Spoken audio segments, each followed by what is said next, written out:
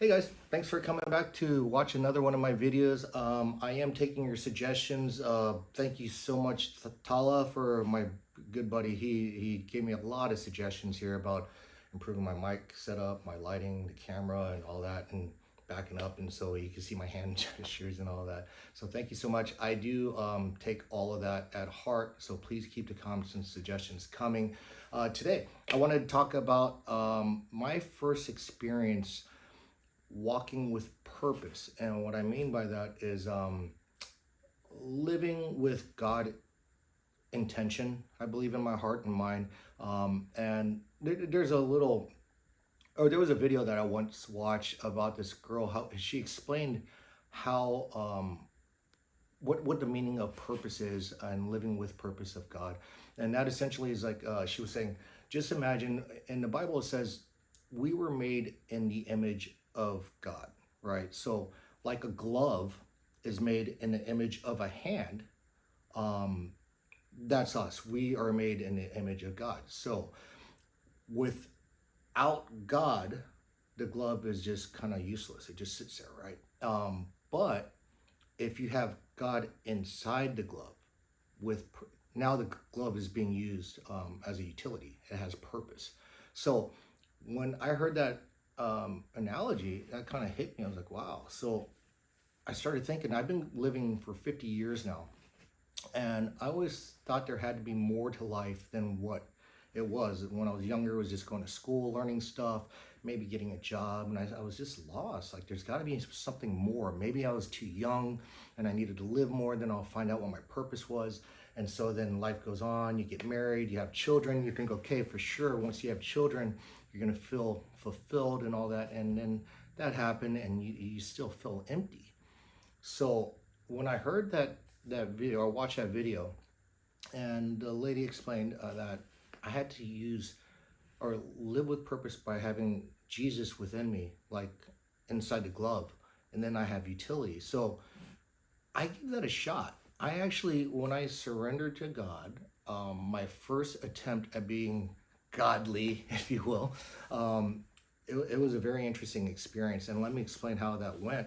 Um, I had my wife had asked me to go ahead and cancel out a credit card account that we had with Chase. So I had to call Chase Bank, and it took a good 5-10 minutes to get through that automated line where you have to hit all the buttons to try to reach somebody to finally cancel an account. And I finally got a hold of a human, right? It was a real frustrating experience, but finally got a hold of a human, and that person really sounded kind of lethargic and not really happy with their life choices. You can kind of tell a retention department and a credit card company, yeah, probably don't get too many pleasurable calls. But anyhow, the lady was on the phone and beginning her introduction, operator, blah blah blah blah blah, in a really monotone, not excited voice. And I'm thinking in my head, great, I just suffered through all these automated phone calls or button pressing things to get to a person. And this is the person I get. Like, man, my patience was pretty thin. But of course, I kind of remembered back. Okay, let me think. Um, how would Jesus treat this situation right here? So I prayed real quick. I was like, God, please talk to me. Don't let me be a jerk to her. Let me be a different person, and try this. Let me try to be a walk in your shoes, and be a good person. Please talk to me, and tell me what to do. And as this lady was speaking, I just remembered the seed that was planted a long time ago from my buddy Zach. We were at a restaurant one time, and he did this in front of me where he asked the waitress's name, and if he could pray for her for something. And the service we got was incredible. It wasn't necessarily that she needed something, but it was just that experience, that interaction was very powerful. It was kind of neat. The waitress was so excited to serve us and all that. So I thought maybe I should repeat that. That was a good example. So I asked this lady that I was on the phone with, said, "Excuse me, ma'am, can I get your name?" And she powered right through me and would not let me talk at all. As a matter of fact, she cut me off and said, or just continued on her paragraph like she was not going to get interrupted at all. And I completely understand that. She's probably been hung up on plenty of times, and I was just another customer. So I politely waited, and then at the end of her paragraph, I had asked her again, may I please have your name? And then she responded, Yolanda. I said, okay, Yolanda, I'm sorry for having interrupted you. Is there something that I can pray for you? And she said it rather quickly, like she was expecting the question. And she said, yes, life in general. I said, okay, okay. Miss Yolanda, I'm again sorry for having interrupted you, but I will pray for you at the end of this phone call for life in general. I just wanted you to know that. And I said, please continue. And it was strange because there was a pretty significant pause. Like, I was like, are you still on the, I'm thinking in my head, are you still on the phone? What's going on? And then she just continued on with her spiel. But she had a very crackly voice, almost like she was breaking down a little bit. And then I was like really intently listening, and then she was breaking down. And I started welling up in my eyes too. It was like we made some kind of connection for some odd reason. And it was amazing to me because that morning I had prayed to God to let me be a tool for you. Let me give this a shot. Let me try this out.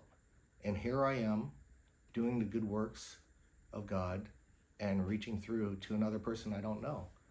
And at the end of that phone call, the transaction was fine. I hung up the phone and I prayed for her. I prayed for this lady. Her name was Yolanda. And Chase normally sends out those automated emails to let you know what happened at the end of that conversation and to do a review. And I just wrote a nice little letter and said, Yolanda, I did pray for you. I just want to let you know that was real. And she responded back, which I don't think you're allowed to do, but she did. She just said a nice, kind thank you back. But man, what a powerful thing for my first time to pray to God and ask to be utilized as a tool.